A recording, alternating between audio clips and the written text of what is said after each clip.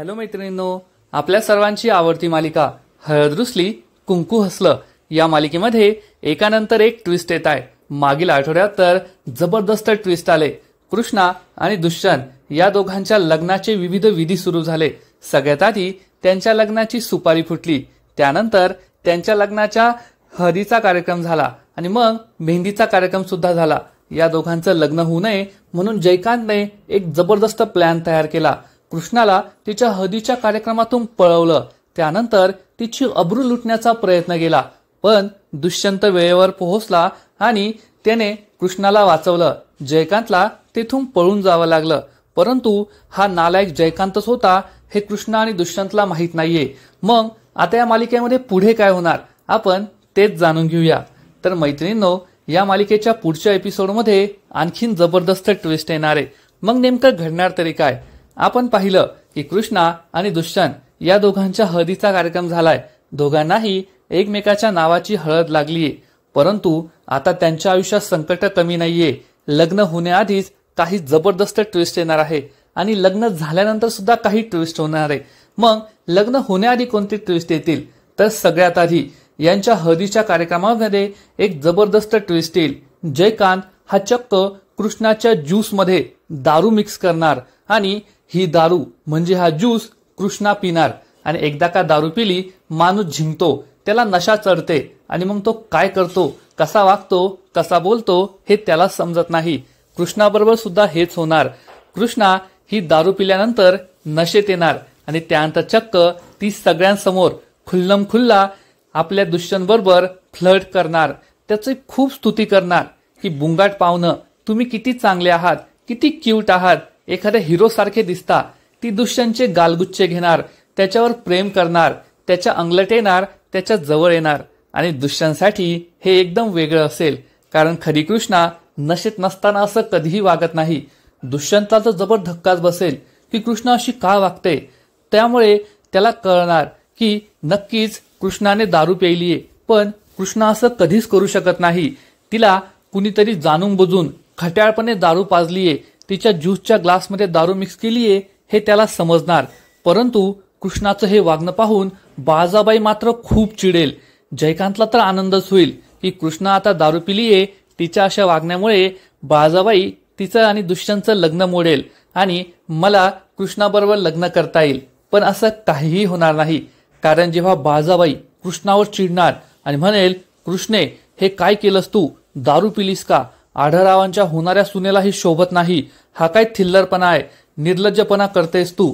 पण तेव्हा दुष्यंत हा चक्क आयुष्यात पहिल्यांदा आपल्या आईच्या बाळजाबाईच्या विरोधात जाणार। आजपर्यंत आपण पाहिलंय की बाळजाबाई म्हणेल ती पूर्व दिशा, बाळजाबाई म्हणेल तेच योग्य। कुणी बाळजाबाईच्या विरोधात गेलं तर दुष्यंत तलवार घेऊन त्याच्या समोर उभा राहायचा, बाळजाबाईला वाचवायचा, तिची रक्षा करायचा।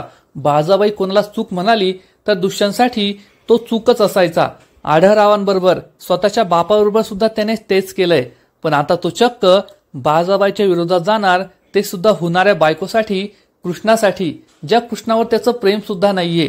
तो बाळजाबाईला म्हणेल, आई तिला काही बोलू नकोस, कृष्णाची काही चूक नाहीये, कृष्णाने स्वतःहून दारू नाही पिलीये, तिच्या ज्यूसमध्ये कुणी काहीतरी मिक्स केलं असेल म्हणून ती अशी वागतीये, त्यामुळे तिला बोलू नकोस। हे ऐकून बाळजाबाईच्या पायाखाली जमीन सरकणार, कारण आजपर्यंत जो दुष्यंत तिच्यासाठी श्रावण बाळ होता, आपण जे म्हणेल सो कायदा असा वागायचा, तो दुष्यंत चक्क आपल्या विरोधात जातोय, ते सुद्धा या भिकाड्या कृष्णासाठी। या भिकाड्या कृष्णासाठी सगळ्या लोकांसमोर तो आपल्याशी बोलतोय, आपल्या विरुद्ध बोलतोय, आपला विरोध करतोय। हे बाळजाबाईला सहनच होणार नाही आणि ती म्हणेल, होणाऱ्या बायकोची इतकी बाजू घेतोयस, मग लग्न झाल्यानंतर काय करशील, असं म्हणून ती रागरागाने तेथून निघून जाईल। दुष्यंतला वाईट वाटणार की आपली आई असं बोलली, पण आईचा राग नंतर कमी होईल असा तो विचार करेल आणि एकदा का बाळजाबाई तेथून निघून गेली, मग कृष्णाचा धांगडधिंगा सुरू होणार। कृष्णा चक्क डीजेला गाणं लावायला सांगणार आणि दुष्यंत बरोबर झिंगाट डान्स करणार। कृष्णाचा हा डान्स खूपच भारी असेल, कारण ती नशेते आणि ती दुष्यंतच्या अंगलट येणार, त्याच्याशी फ्लर्ट करणार, त्याच्याशी जवळीक साधण्याचा प्रयत्न करणार आणि सगळ्यांसमोर त्याच्याबरोबर खुल्लम खुल्ला रोमांस करणार। म्हणजे एकूणच कृष्णा नशेत आल्यानंतर दुष्यंत आणि कृष्णाचा लग्नाआधीचा रोमांस आपल्या सर्वांना पाहायला मिळेल एवढं मात्र नक्की. आणि हे सगळं पाहून जयकांतचा तर चांगला जळफळाट होईल, कारण त्याचा प्लॅन फेल झालेला असेल.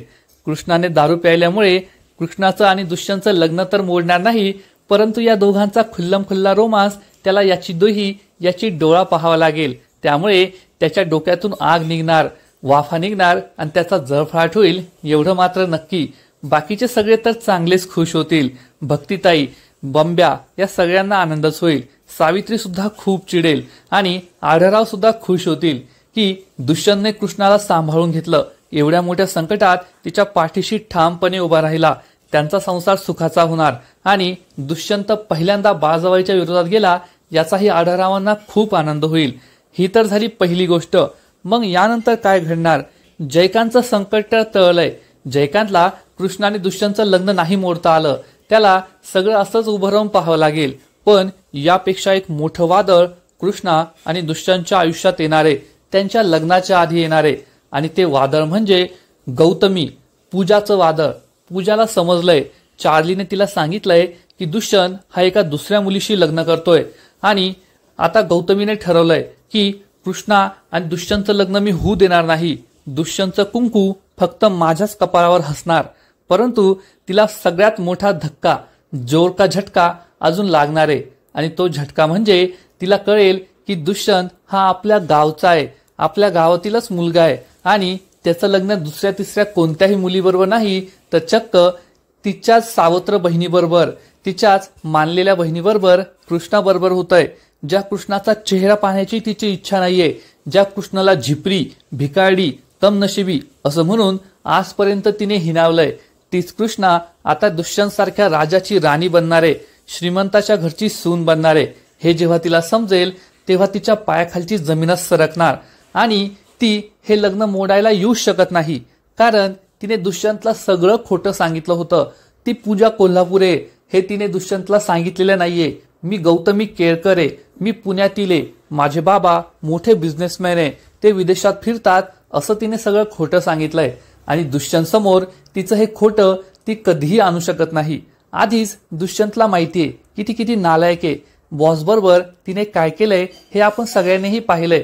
त्यामुळे दुष्यंत तिला दारात सुद्धा उभं करणार नाही, हाकलून देईल. आणि दुष्यंत समोर आपलं सत्य येऊ नये म्हणून ती दुष्यंत समोर येणार सुद्धा नाही. मग गौतमी नेमकं काय करणार? तिला कृष्णा आणि दुष्यंत या दोघांचा सुखी संसार पाहावला जाणार नाही. कृष्णा इतक्या आयुष्य आरामात आहे ते तिला सहन होणार नाही. तसंही तिला दुष्यंतचं प्रेम नको होतं. तिला दुष्यंतवर प्रेम नव्हतंच. तिचं प्रेम फक्त पैशावर आहे. मग दुष्यंत नाही तर दुसरा कुणीतरी. आणि तो दुसरा कुणीतरी असेल जयकांत.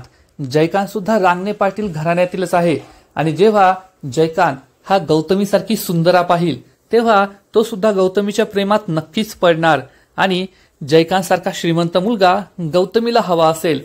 त्यातल्या त्यात कृष्ण आणि दुष्यंतचा बदला घ्यायचा ही तिची विचारसरणी असेल. आणि ही सगळ्यात चांगली संधी तिला मिळणार. त्यामुळेच ती चक्क जयकांतशी लग्न करणार आणि रांगणे पाटील घराण्याची सून होणार.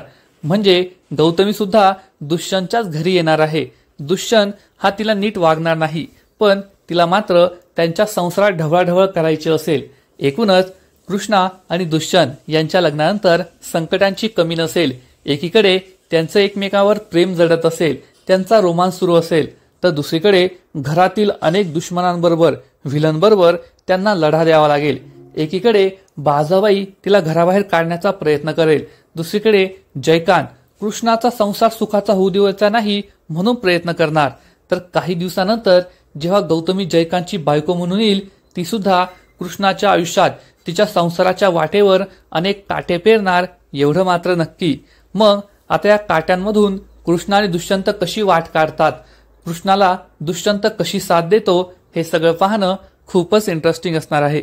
तर मैत्रिणींनो, तुम्हाला सुद्धा हळद रुसली कुंकू हसलं ही मालिका आवडते ना? कृष्णा आणि दुष्यंत या दोघांची प्रेम कहाणी आवडते ना? आणि या मालिकेत जे येणारे ट्विस्ट आहेत ते तुम्हाला आवडतील का?